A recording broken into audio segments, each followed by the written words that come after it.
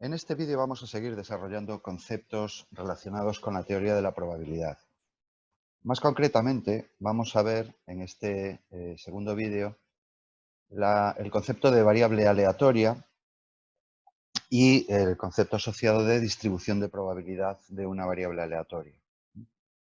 A continuación, describiremos los índices más importantes para caracterizar a una de estas variables aleatorias, que son, por un lado, su valor esperado y, por el otro, su varianza. Y luego veremos un ejemplo con una de las distribuciones de probabilidad, con una de las variables aleatorias más sencillas y más conocidas, que es la distribución binomial. Vamos a empezar entonces con el concepto de variable aleatoria.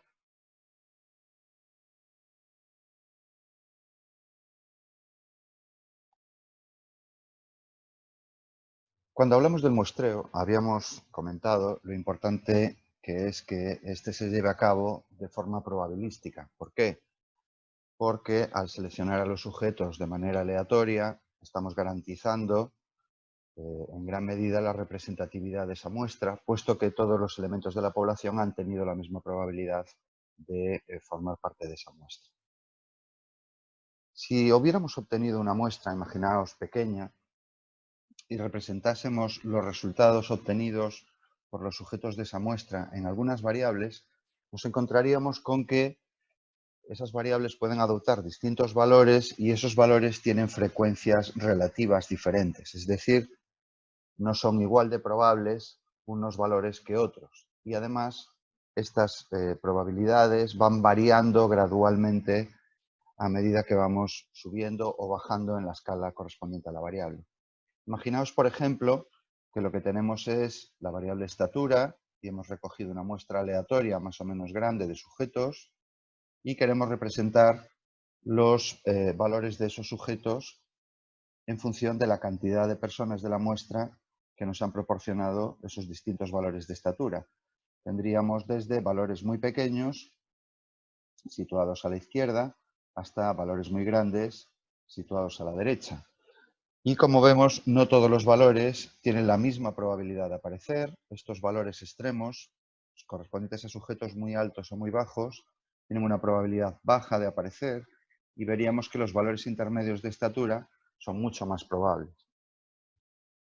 En el caso de que nuestra muestra fuera muy grande y tuviésemos una medición muy precisa de la estatura, veríamos que en lugar de obtener un histograma con barras que corresponden a una distribución discreta, esas barras serían tan numerosas que la distribución tendría una forma continua, es decir, tendría una forma de campana, pero la interpretación continuaría siendo la misma, es decir, que las estaturas más extremas, o bien muy bajas o bien muy altas, tendrían probabilidades correspondientemente muy bajas y las estaturas intermedias serían las que tendrían las probabilidades más altas. O lo que es lo mismo, en la población general y en una muestra que sea representativa de la población general, lo que vamos a encontrar es que la distribución de la estatura es normal, es decir, es una distribución en forma de campana con un valor central que es más probable, que sería la estatura media de esa población, y con valores que a medida que se alejan de ese valor central, de la estatura media, se van haciendo cada vez más improbables. Pues bien, tal y como habíamos visto el concepto de probabilidad hasta ahora, lo que nos planteábamos era cuál era la probabilidad asociada a un suceso concreto, es decir, cuál es la probabilidad asociada, por ejemplo, a este resultado, y para eso lo único que tendríamos que hacer sería prolongar en este gráfico al eje de ordenadas y ver el valor correspondiente que le asigna la distribución de probabilidad a ese resultado, que sería esta barra que estoy sombreando. Sin embargo, lo habitual cuando trabajamos con variables aleatorias, lo habitual cuando trabajamos con distribuciones de probabilidad, no es hablar de la probabilidad de que un elemento tenga un valor concreto, sino cuál es la probabilidad de obtener resultados menores o iguales a uno dado. Es decir, en lugar de averiguar la probabilidad correspondiente solo a este resultado, nos interesa la probabilidad acumulada correspondiente a ese resultado y a todos los que sean inferiores a él. Esa es la manera en la que vamos a manejar nuestras tablas. Por tanto, lo que nos va a interesar es el área correspondiente a ese resultado, que será el punto donde se encuentra el valor concreto y todos los valores que son inferiores a él. En el caso de que la distribución sea continua, la situación es similar, es decir, no nos interesa solo este valor, sino todos los que se encuentran por debajo del mismo, y por tanto la probabilidad acumulada, es lo que quiere decir esta expresión, sería el área ocupada por el valor A y todos aquellos valores inferiores a A. Esa misma representación la veis aquí en esta tabla de la distribución normal, donde, como veis, se representa coloreada la probabilidad acumulada correspondiente a un valor que, en este caso, viene representado por esa z que tenéis ahí. De modo que lo que nos va a dar la tabla es, para un determinado valor de la distribución normal tipificada o estandarizada, una probabilidad. Como ya sabéis, esa tabla nos da los valores estandarizados, nos da zetas, y por tanto lo que hacemos es buscar o bien una probabilidad y averiguar cuál es la z que le corresponde, o bien buscar la z y la tabla nos dirá cuál es la probabilidad que le corresponde. Por ejemplo, miramos en la tabla una z de 0,95, nos tendríamos que ir a la fila correspondiente a 0,9 y para el segundo decimal nos iríamos a la columna correspondiente a 0,05, de modo que esta es la probabilidad acumulada para una z de 0,95, que es de 0,8280. Es decir, el área sombreada, el área de color naranja, en esa figura de arriba, correspondería a una probabilidad de 0,8280. Tenemos que recordar que, tanto si la variable es discreta como si es continua, la curva completa, puesto que representa todos los posibles resultados, tiene una probabilidad igual a 1. De modo que el área total de la curva vale 1 y este valor de 0,8290 lo que nos estaría diciendo es que la puntuación deja por debajo de sí un área de la curva que es el 82,90% del área total de la misma.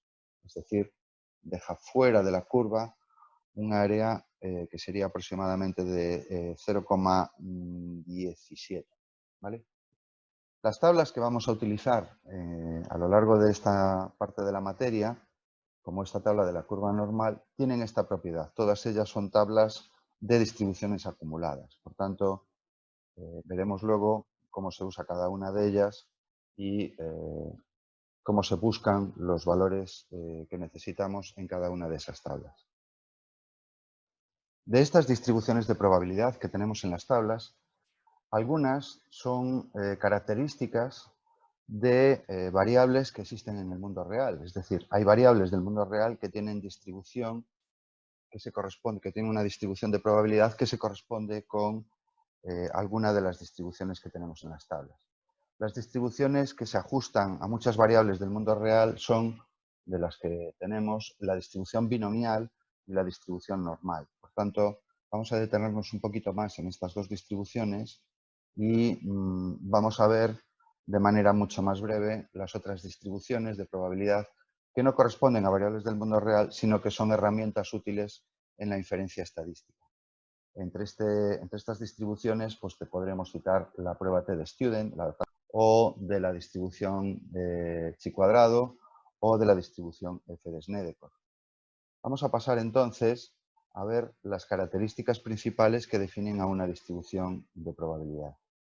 Si os fijáis, todas las distribuciones de probabilidad, o la mayoría de ellas, tienen como característica la existencia de una tendencia central, es decir, la existencia de un valor hacia el cual tienden los resultados. De tal modo que alrededor de ese valor, que representa la tendencia central, se encuentran la mayoría de los sujetos, mientras que en los valores que están muy alejados de la tendencia central, o bien por abajo o bien por arriba, encontramos muchos menos sujetos y por tanto sus valores son mucho menos probables. La segunda tendencia que apreciamos en una distribución de probabilidad es en el sentido contrario, es decir, hacia la dispersión de los valores alrededor de esa tendencia central. Si todos los valores se juntasen en el único punto donde está la tendencia central, no tendríamos una distribución de probabilidad, los resultados serían constantes, pero hay otra fuerza, que es la de la dispersión, que hace que los sujetos no se localicen en ese punto, digamos, ideal, central, sino que se dispersen alrededor del mismo con una probabilidad conocida. Estos dos conceptos son los que llamaremos valor esperado, que sería el referente a la tendencia central, y varianza, que es el que nos va a medir el grado de dispersión.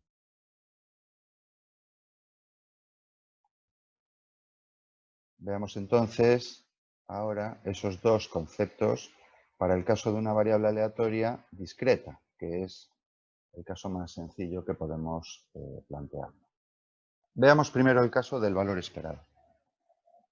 Cuando hemos hablado de tendencia central, probablemente a muchos de vosotros os ha venido a la cabeza la idea de la media. Y de hecho, el valor esperado o esperanza matemática de una variable aleatoria x es un concepto análogo al concepto de la media. Como veis en la fórmula, el valor esperado de una variable aleatoria x es igual a la suma de sus puntuaciones, de los x sub i, que componen esa variable x, multiplicado cada uno de ellos por su probabilidad, que es lo que representa esa f del valor x sub i. En principio, esta definición no se parece mucho a la de la media, que, como ya sabemos, tiene esta forma. Es decir, la media sería el sumatorio de las puntuaciones de los x sub i dividida por el número de elementos de los que consta la muestra.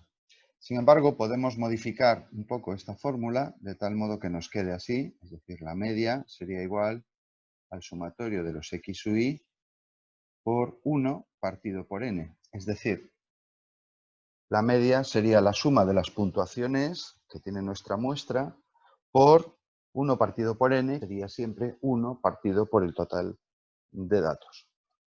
De modo que, como vemos, las dos partes de la fórmula de la media, tal y como la hemos dividido ahora, sí se corresponden con la fórmula del valor esperado. La varianza, que como veis se define como el valor esperado de los cuadrados de la variable x menos el cuadrado del valor esperado de esa misma variable. Esto tampoco se parece mucho a la fórmula de la varianza que conocemos, donde se calcula la varianza como la suma de las diferenciales al cuadrado de x dividida por n, es decir, como la media de las puntuaciones diferenciales elevadas al cuadrado. Sin embargo, como sabéis, existe otra fórmula derivada de esta, es decir, desarrollando los paréntesis de esta fórmula, encontramos otra que nos permite calcular la varianza con puntuaciones directas y que ya habéis visto y que tiene esta otra forma. S cuadrado es igual al sumatorio de los x cuadrado partido por n menos la media al cuadrado.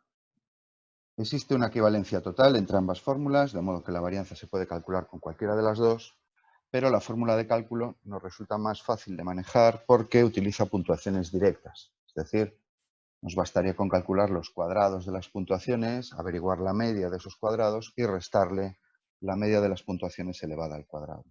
Si nos fijamos, por tanto, este valor, esta media de las puntuaciones al cuadrado es lo mismo que el valor esperado de los cuadrados y esta media elevada al cuadrado es lo mismo que el valor esperado de x elevado al cuadrado. Por lo tanto, también hay una equivalencia entre la fórmula de la varianza, tal y como lo planteamos aquí, y la fórmula de la varianza, tal y como la calculasteis en la parte de estadística descriptiva. La diferencia entre el valor esperado como concepto y la media como índice es simplemente que el valor esperado se refiere a distribuciones de probabilidad en las cuales asumimos que hay un número infinito de elementos.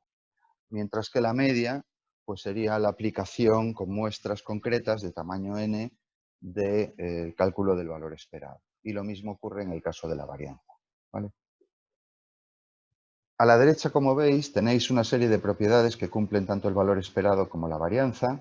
La primera de las propiedades que tiene el valor esperado es que si calculamos el valor esperado de una variable aleatoria x a la cual se le ha sumado en cada uno de sus elementos x u y una constante a, y queremos determinar cuál es el valor esperado de la nueva variable, es muy fácil obtenerlo porque el valor esperado de esos valores originales a los que se les ha sumado una constante sería igual al valor esperado que tenía originalmente la variable más esa constante. En la segunda propiedad nos planteamos lo mismo, pero en lugar de sumando una constante, multiplicando los valores de la variable aleatoria por una constante, y vemos que el valor esperado de la nueva variable se podría obtener fácilmente a partir del valor esperado que tenía la variable original, simplemente multiplicándolo por a. Y por último, esta es una propiedad muy interesante para nosotros, ¿qué ocurre cuando sumamos varias variables aleatorias y obtenemos una nueva variable aleatoria a partir de ellas? La combinación de varias variables aleatorias nos proporciona otra variable aleatoria. Por tanto, ¿cuál sería el valor esperado de esta variable que se obtiene combinando, sumando esas variables aleatorias? Pues sería igual a la suma de los valores esperados de las variables aleatorias originales. La varianza tiene tres propiedades que son análogas pero diferentes al caso del valor esperado.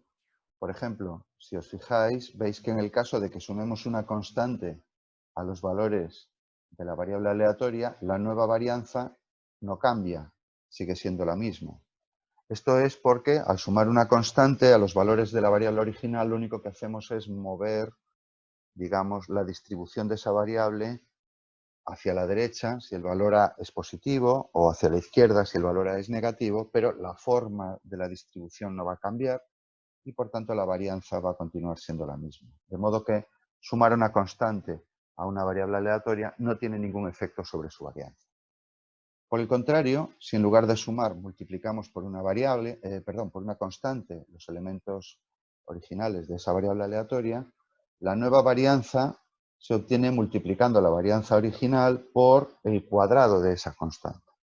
Y ya por último, en el caso de que queramos conocer la varianza de una combinación de una suma de variables aleatorias, x1, x2, x3, pues en el caso de que esas variables aleatorias x1, x2 y x3 cumplan con la propiedad de ser independientes entre sí, la nueva varianza será simplemente la suma de las varianzas originales de las variables implicadas.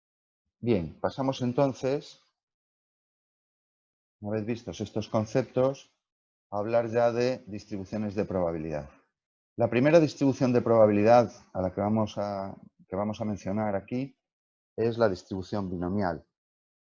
La distribución binomial es interesante para nosotros por motivos didácticos porque es muy sencilla, se trata de un tipo de variable muy sencilla. También tiene interés porque, como ya he comentado, existen muchas variables del mundo real que tienen distribución, una distribución de probabilidad que se asemeja a la distribución binomial, se identifica con la distribución binomial, por tanto es útil para conocer variables del mundo real y además vamos a utilizarla en las tablas que tenemos en el cuadernillo, por lo tanto vamos a trabajar con contrastes de hipótesis que utilizan la distribución binomial. Bien, ¿qué es lo que tenemos que conocer de una variable aleatoria binomial? Pues una variable aleatoria binomial, como veis, tiene una serie de características.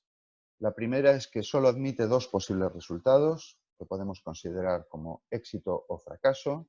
A los éxitos se les suele identificar con un 1 y a los fracasos se les suele codificar con un 0.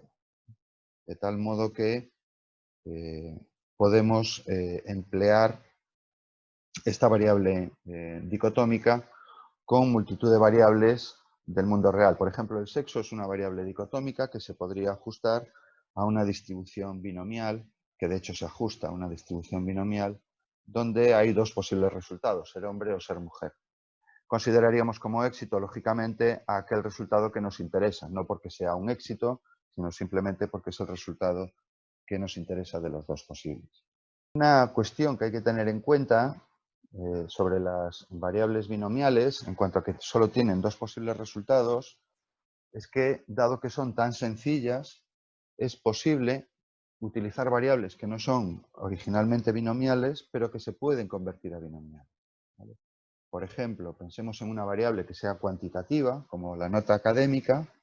Podríamos convertirla en una variable binomial distinguiendo dos posibles resultados, que serían, por ejemplo, suspender o aprobar, ¿vale?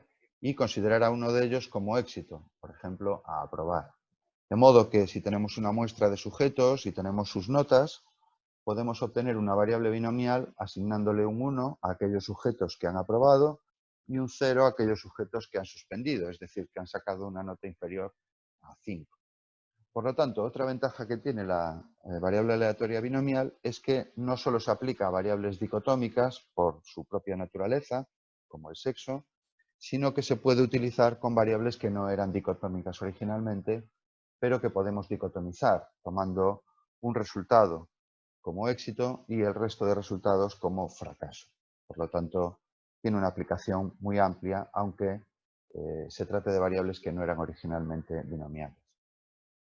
En cuanto a estos dos posibles resultados, éxito y fracaso, como vemos, la segunda característica que tiene esta variable aleatoria es que estos dos resultados son mutuamente excluyentes, es decir, es imposible tener a la vez un éxito y un fracaso. Un sujeto o bien obtiene un 1 en esa variable o bien obtiene un 0, pero no hay más resultados posibles ni es posible obtener los dos a la vez. En tercer lugar, vemos que tanto el éxito como el fracaso tienen asociada una probabilidad, es decir, la probabilidad de éxito, que vamos a representar por P, o la probabilidad de fracaso, que vamos a representar por Q. Una propiedad que tiene una variable binomial, una variable aleatoria binomial, es que estas probabilidades no varían de un ensayo a otro. Puesto que solo hay dos resultados posibles, que son éxito o fracaso, es fácil calcular la probabilidad de fracaso a partir de la probabilidad de éxito. Q sería igual a 1 menos P. Es decir, si sumamos las probabilidades de éxito y de fracaso, siempre nos tiene que dar la suma 1, puesto que no hay más resultados posibles. En cuarto lugar, vemos que los ensayos deben ser independientes entre sí. Es decir, el resultado de un ensayo no puede afectar a los ensayos subsiguientes. En este contexto, definimos la variable X, que es el número de éxitos en n ensayos, y que se representa como la suma de los eventos X1, X2, X3 hasta Xn.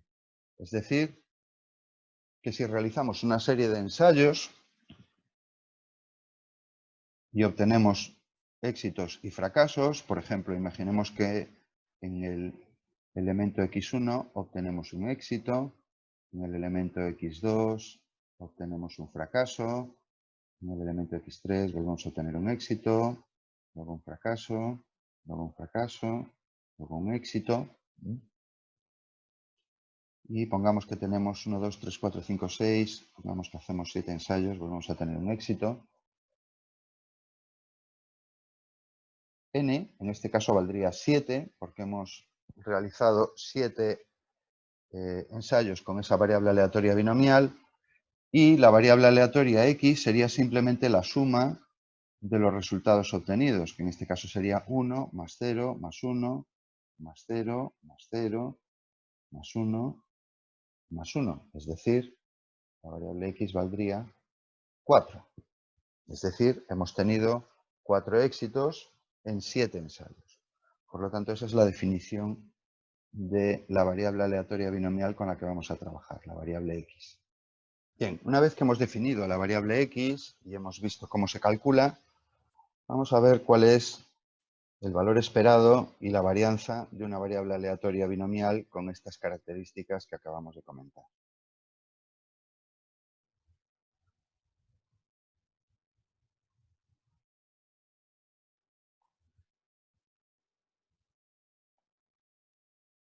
Como ya hemos dicho, la variable aleatoria binomial X se compone de un número más pequeño de variables aleatorias que serían los resultados obtenidos en cada uno de los elementos de esa variable aleatoria x. Es decir, x1, x2, xn. Lo que nos planteamos ahora es cuál es el valor esperado y cuál es la varianza de esa variable aleatoria binomial. Vamos a plantearnos primero cuál es el valor esperado y la varianza correspondiente a un ensayo dado, por ejemplo, x1 o x2, y utilizaremos para ello la fórmula que ya conocemos del valor esperado. Para un ensayo dado, por tanto, el valor esperado de la variable aleatoria x sub i sería igual a los valores que pueda adoptar esa variable aleatoria multiplicados cada uno de ellos por su probabilidad. Los valores que pueda adoptar una variable aleatoria binomial en cada ensayo pues son 0 y 1. Por tanto, tendríamos 0 por su probabilidad, por f de 0, más 1 por su probabilidad, f de 1. Y, como ya hemos visto, la probabilidad de fracaso, f de 0, era representada por la letra Q y la probabilidad de éxito era representada por la letra P. Por lo tanto, esto nos quedaría 0 por Q más 1 por P. Y eso nos da como resultado P. Por tanto, el valor esperado en un ensayo dado es la probabilidad de éxito. Si nos fijamos ahora en la varianza de un xy cualquiera, de un resultado cualquiera, vemos que la varianza se calcula como el valor esperado de los cuadrados menos el cuadrado del valor esperado. El valor esperado ya lo conocemos, es P. Por tanto, sería el valor esperado de los cuadrados menos el cuadrado de P. Y el valor esperado de los cuadrados lo obtendríamos elevando al cuadrado los dos valores posibles que puede adoptar la variable binomial. Por tanto, tendríamos 0 al cuadrado por su probabilidad más 1 al cuadrado por su probabilidad. Y a eso le restaríamos el valor esperado al cuadrado, es decir, le restaríamos p al cuadrado. Dentro del paréntesis veremos que nos queda 0 al cuadrado, 0 por q, más 1 al cuadrado, que es 1, por p menos p al cuadrado. De modo que finalmente nos queda p menos p al cuadrado, puesto que 0 por q es 0. Y simplificando p menos p al cuadrado, nos quedaría p por 1 menos p, o lo que es lo mismo, p por q. Una vez que conocemos el valor esperado y la varianza de cada uno de los elementos que componen la variable aleatoria x, es fácil conocer este mismo valor esperado y esta varianza para esa variable aleatoria. Recordemos que x era igual a la suma de esas variables aleatorias x1, x2 hasta xn. Por tanto, ¿cuál sería el valor esperado de esa variable aleatoria x? Sería igual al valor esperado de la suma de x1 más x2 hasta xn.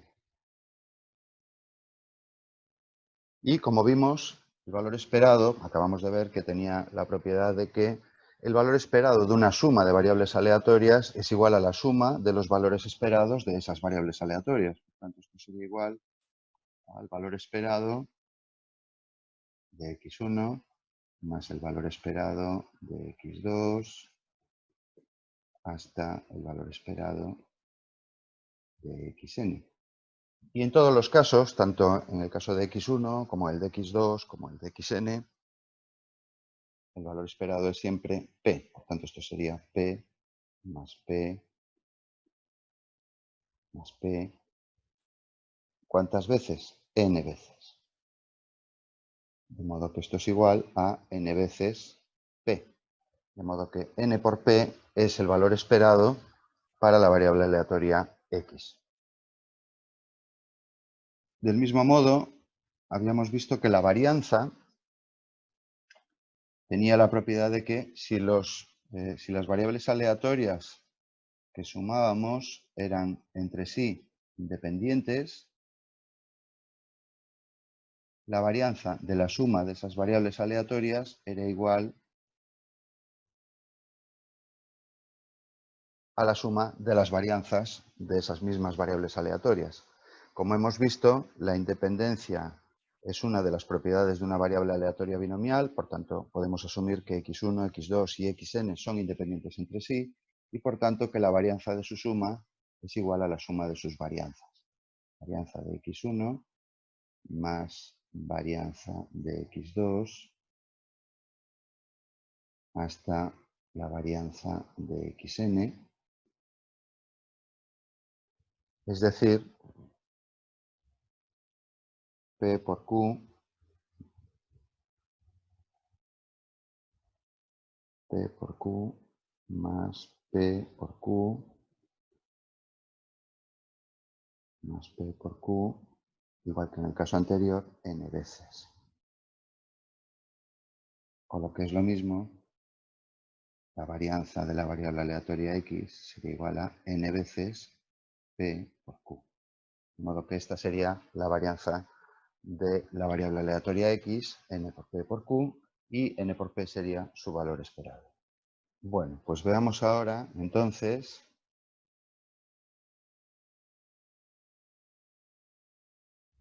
cuál es la probabilidad conjunta asociada a obtener en n ensayos un número x de éxitos y un número n-x de fracasos.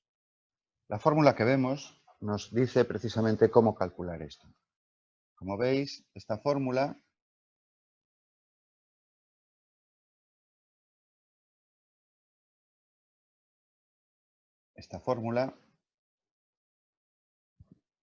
me permite saber cuál es la probabilidad de que la variable aleatoria binomial x adopte un valor concreto x minúscula.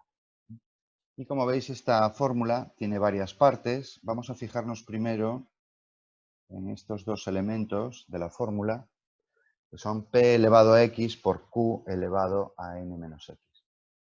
Imaginemos que realizamos un experimento aleatorio varias veces con una variable aleatoria binomial.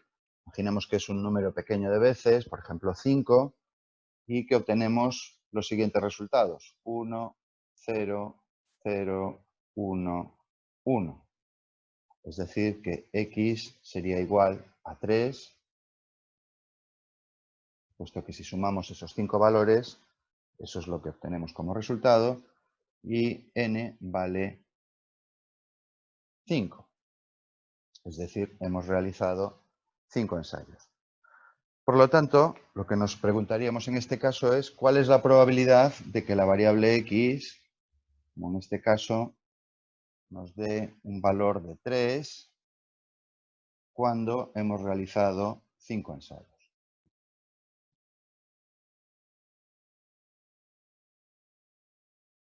Expresado en forma probabilística sería cuál es la probabilidad de obtener un 1 y luego un 0 y luego otro 0 y luego un 1 y luego un 1. Es decir, cuál es la probabilidad asociada a ese resultado. Si recordáis, cuando vimos la regla del producto, vimos que la probabilidad de ocurrencia conjunta de una serie de resultados aleatorios era igual al producto de sus probabilidades individuales. Puesto que la probabilidad de éxito es P y la probabilidad de fracaso es Q, la probabilidad de obtener 1, 0, 0, 1, 1 sería igual a el producto de las probabilidades individuales, que serían P por Q por Q por P por P. Es decir, si separamos por un lado las probabilidades P y por el otro las Q, sería igual a P por P por P por Q por Q. O lo que es lo mismo, P por P por P, X veces. En este caso X es 3, por lo tanto sería P al cubo y esto estaría multiplicado por q, multiplicado por sí mismo 2 veces. Esto sería n menos x veces.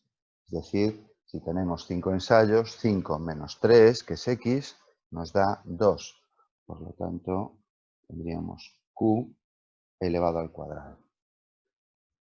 De modo que, como veis, p elevado a x por q elevado a n menos x se refiere a la probabilidad conjunta de obtener esos resultados que acabamos de comentar.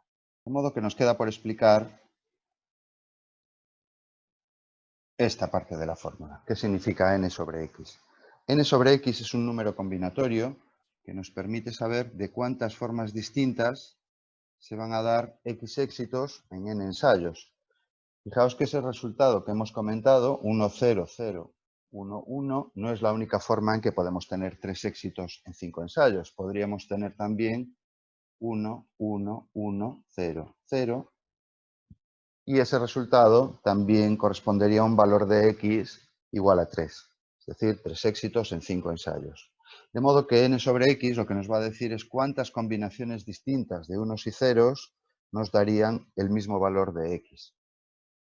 ¿Cómo se calcula este número combinatorio? Pues simplemente se toma el factorial de n, por un lado, y se lo divide por el factorial de x, y multiplicamos ese factorial de x por el factorial de n menos x.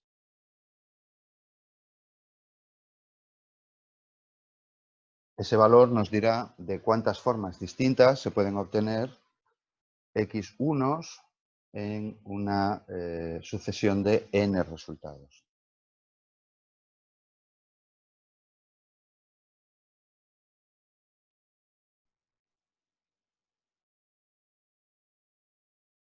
Como ilustración, vamos a plantearnos un caso hipotético, un ejemplo, que consiste en llevar a cabo un experimento consistente en lanzar 3 monedas o en lanzar una moneda 3 veces seguidas. Por tanto, en este caso, n valdrá 3.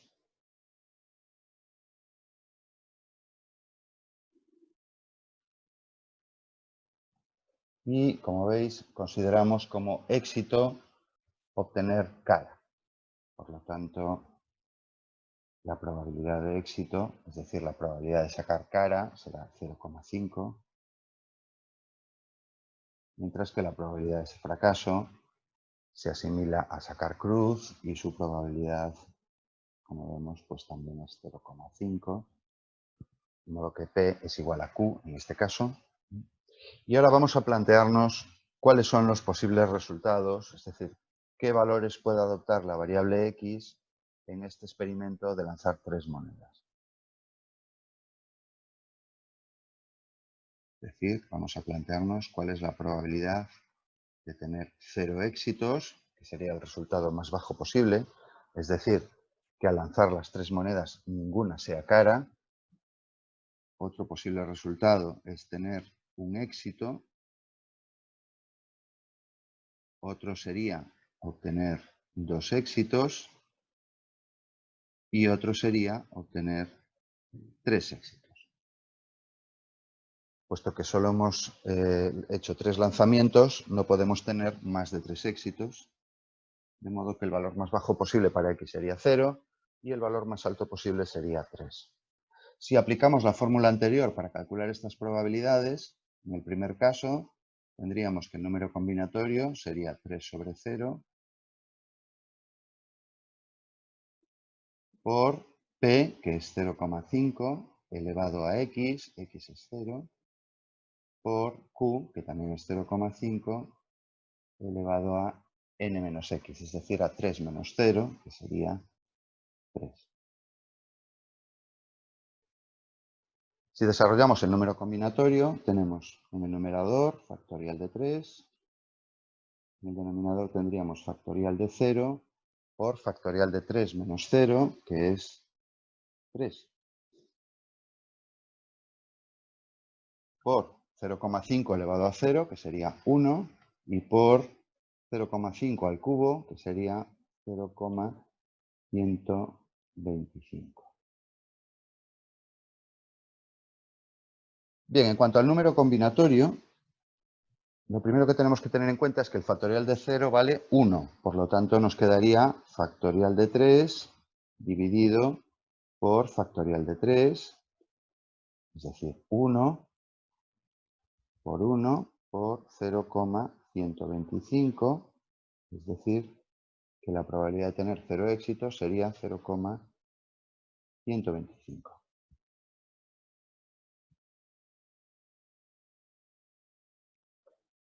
En cuanto al número combinatorio, como veis, vale 1. Es decir, solo hay una combinación que nos dé un valor de x 0. Y esa combinación es cruz, cruz, cruz. Es la única forma en que podemos obtener 0 caras en 3 lanzamientos. Esa es la razón por la que aquí el valor del número combinatorio es 1.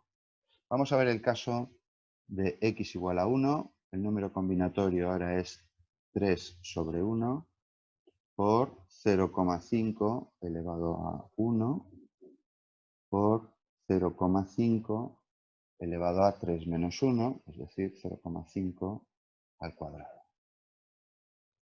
Y vamos a ver a qué es igual esto. En cuanto al número combinatorio, tenemos factorial de 3 en el numerador, dividido por factorial de 1, por factorial de 3 menos 1, que es 2, por 0,5 elevado a 1, que es 0,5, y por 0,5 al cuadrado, que sería 0,25. Bien, para solucionar el número combinatorio, primero tenemos que tener en cuenta que el factorial de 1 es 1, por tanto lo que tenemos es factorial de 3 dividido por factorial de 2. El factorial de 3 puedo expresarlo como 3 por el factorial de 2, como sabéis, por las propiedades que ya conocemos de los números factoriales, dividido por factorial de 2, con lo cual estos dos factoriales se me van y vemos que el número combinatorio me dice que solo hay 3 formas posibles de obtener un éxito. Esas 3 formas serían cara, cruz, cruz, cruz, cara, cruz y cruz, cruz, cara. Esas serían las 3 combinaciones que me producirían un éxito en 3 ensayos. Y este valor de 3 lo voy a multiplicar por 0,5 y por 0,25.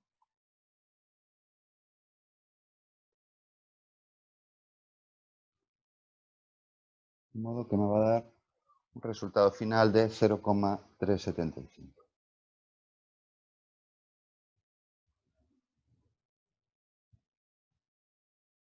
Pasamos al caso de tener dos éxitos. El número combinatorio sería 3 sobre 2 por 0,5 al cuadrado por 0,5 elevado a 3 menos 2, que es 1. De modo que esto me quedaría en el número combinatorio factorial de 3 dividido por factorial de 2 por factorial de 3 menos 2, sería factorial de 1, por 0,5 al cuadrado, que es 0,25, y por 0,5 elevado a 1, que es 0,5. De modo que, aplicando la misma lógica de antes, como veo, factorial de 1 es igual a 1, de modo que tengo factorial de 3 dividido por factorial de 2. Lo que hago es, en vez de poner factorial de 3, poner 3 por factorial de 2, que quedaría dividido por factorial de 2, de esa manera de espejo, por 0,25 y por 0,5. Y veo que este resultado me da de nuevo 0,375. Bien, como vemos, de nuevo hay 3 combinaciones, 3 formas posibles en las que podemos obtener 2 éxitos en 3 ensayos. Esas 3 formas serían cruz, cara, cara, cara, cruz, cara y cara, cara, cruz. Y como vemos, les corresponde esa probabilidad. Vamos con el último caso. ¿Cuál es la probabilidad de tener 3 éxitos? El número combinatorio será 3 sobre 3 por 0,5 al cubo por 0,5 elevado a 3 menos 3, o sea, 0. El número combinatorio es factorial de 3 dividido por factorial de 3 por factorial de 3 menos 3, 0. Por 0,5 al cubo, que es 125, y por 0,5 elevado a 0, que es 1. Recordamos que el factorial de 0 era 1, por tanto nos queda factorial de 3 dividido por factorial de 3, es decir, 1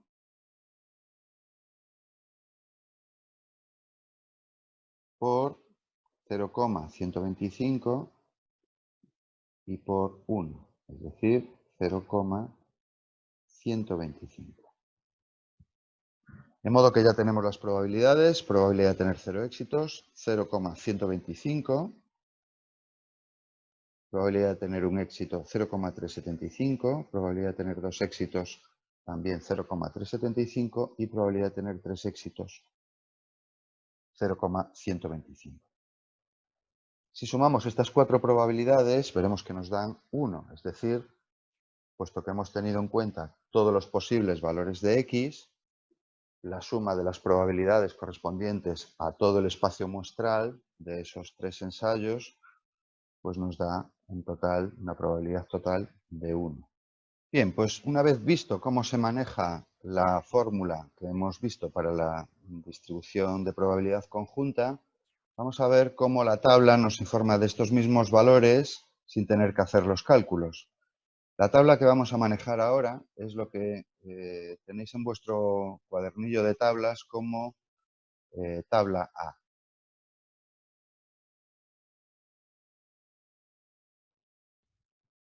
Aquí tenemos un trocito de la tabla A que será suficiente para que nos hagamos una idea de cómo se buscan probabilidades en esa tabla. Bien, vamos a ver en detalle qué información nos proporciona la tabla para que sea más fácil localizarlo. Si os fijáis, en la primera columna de la tabla se indica el valor de n, es decir, el valor del número de ensayos. En la segunda columna encontraremos los distintos posibles valores de x para cada valor de n. Por ejemplo, si n vale 1, como veis aquí, el número de éxitos posibles solo es o bien 0 o bien 1. Si x vale 2, el número de éxitos posibles es 0 o 1 o 2. Y si x vale 3, entonces el número de éxitos posibles es o 0 o 1 o 2 o 3. Ese caso es el que corresponde a nuestro ejemplo, donde tenemos 3 ensayos. De modo que lo que primero haremos es localizar el valor de n y luego buscar el valor de x que nos interesa. En las siguientes columnas os aparecen distintos valores de probabilidad. En nuestro caso, fijaos que el valor de P era 0,5. Por tanto, lo que buscaremos para encontrar estas probabilidades en la tabla es la columna correspondiente a esa probabilidad, a 0,5. Y como veis, si vamos al caso de 3 ensayos, que era el nuestro, tenemos estos resultados que veis aquí. Aunque la letra está muy pequeña, creo que se aprecia que para el caso de 0 éxitos, la probabilidad que aparece es 0,125, es decir, la misma que hemos encontrado nosotros en nuestros datos. Si miramos para el caso de un éxito, como veis la probabilidad que aparece ahí es 0,375.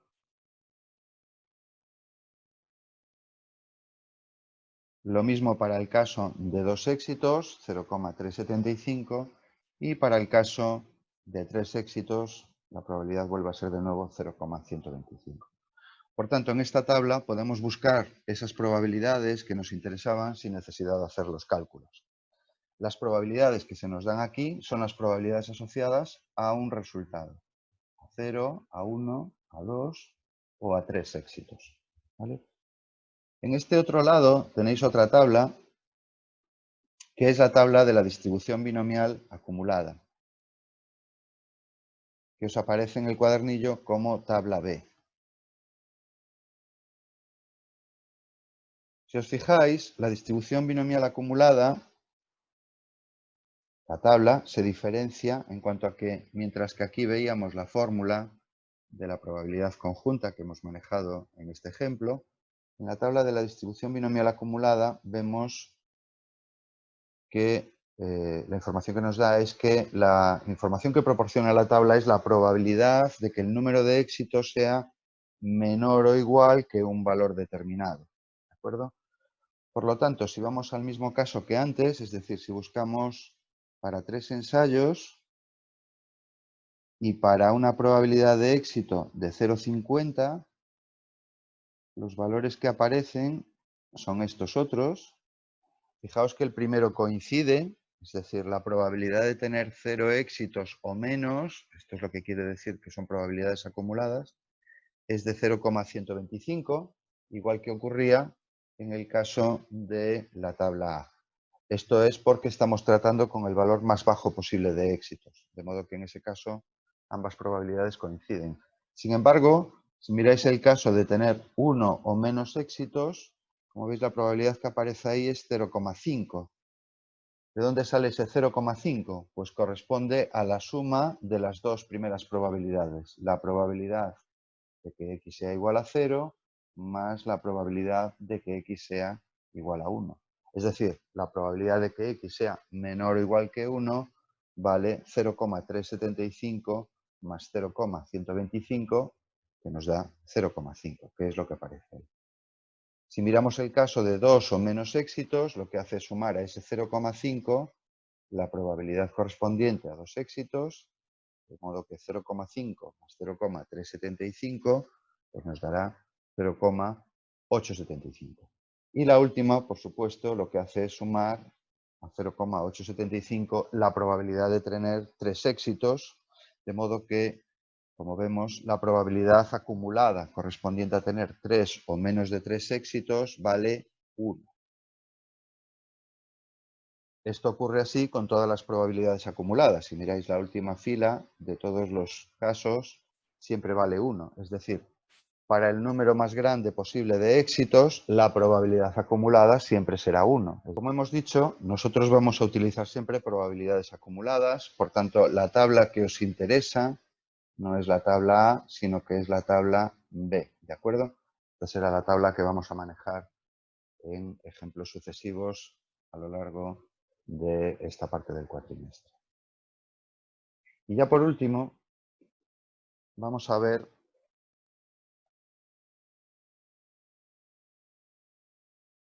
una propiedad muy interesante de la distribución binomial, que es que cuando n tiende a infinito, es decir, cuando el número de ensayos que realizamos es muy elevado, entonces la distribución binomial tiende a aproximarse a la distribución normal. Como ejemplo de esta propiedad que tiene la distribución binomial, podemos fijarnos en el tablero de Galton. El tablero de Galton es una máquina que permite ver cómo una serie de experimentos aleatorios binomiales dan lugar a una distribución normal. Fijaos que tenemos aquí arriba un recipiente lleno de bolitas de acero. Debajo tenemos una zona con clavos contra los cuales van a tropezar estas bolitas cuando bajen. Y cuando una bola se encuentre con un clavo, tendrá dos opciones, que son o bien botar hacia la izquierda o bien rebotar hacia la derecha. Y esto ocurrirá con cada uno de los clavos que se vayan encontrando. De modo que cada bola irá pasando por distintos procesos donde se produce una selección entre dos posibles resultados, caer hacia la izquierda o caer hacia la derecha.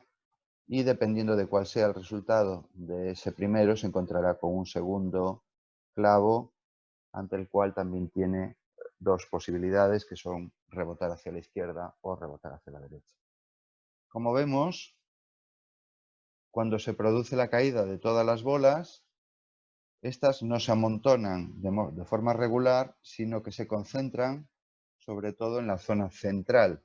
Es decir, que es más fácil que los rebotes vayan a dar lugar a una caída en la zona central y mucho más difícil que los rebotes sean siempre del mismo tipo y por tanto me lleven o bien en el extremo izquierdo o bien en el extremo derecho. Una vez que han caído todas las bolas, como veis, la distribución tiene una forma aproximadamente normal. En el aula virtual tenéis un vídeo que se llama así, el tablero de Galton, donde podéis ver una explicación detallada de cómo ocurre este fenómeno de conversión de experimentos, una serie muy elevada de experimentos aleatorios binomiales y que esos experimentos finalmente dan lugar a una distribución normal. Este hecho, el hecho de que la distribución binomial tienda a la normal, quiere decir que cuando n es muy grande, en lugar de utilizar la distribución binomial, podemos aproximar la variable x a una z. Es decir, podemos obtener una z a partir de la variable número de éxitos, de la variable x, restándole su valor esperado, que como hemos dicho antes era n por p, y dividiéndolo por su desviación típica, que sería la raíz cuadrada de su varianza, que como hemos visto era n por p por q. De modo que es posible convertir la variable binomial x en una variable normal z cuando n es suficientemente grande y, por tanto, conocer las probabilidades asociadas a distintos valores de x utilizando la distribución normal tipificada. En el próximo vídeo veremos otras distribuciones de probabilidad, como la distribución normal, la distribución t de student, la distribución chi cuadrado o la distribución p. Hasta luego.